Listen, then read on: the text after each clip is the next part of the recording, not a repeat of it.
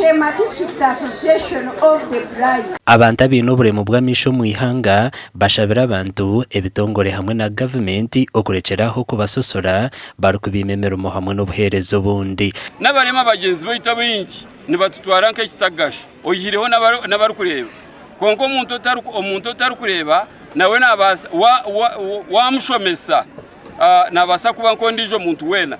Chairman Chenubi arabwira abo bona barukusosora impumi arukugira ngo abantu abinji tabarukuzarwa n'oburemo bitu abamwe n'ababutunga bakuzere.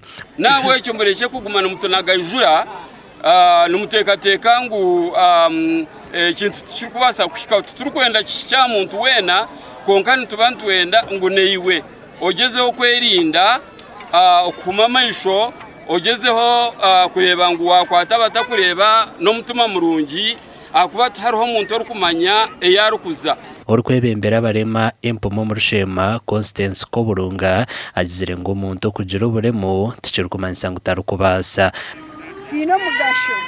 For example, newe ni ishomesa haro n'abandi abakora emirimo ey'emiringo etari emwe n'emwe niyo tushomesa cyonga ndio wa muziki kandi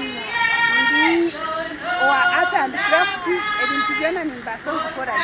Kansala w'abarema habwa Sheema municipality kore butumwijice ashabire government okucendeza hamishoro eyeru kwihaha binte birukozese bw'abarema.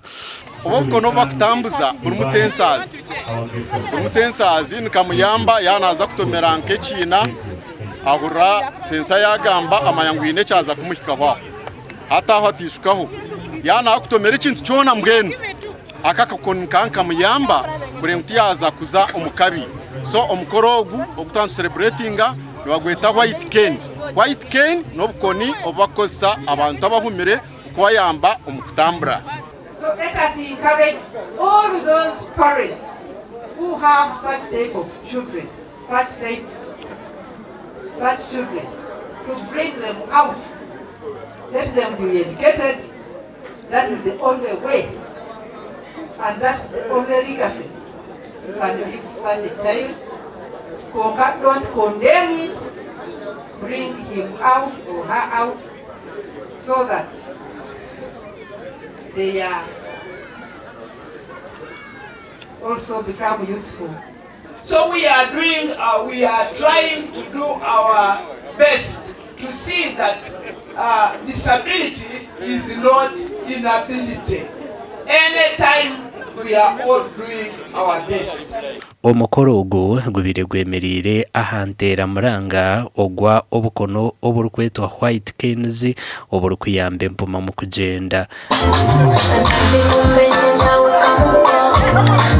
Amakuru agagasha kwa Abraham Muganzi.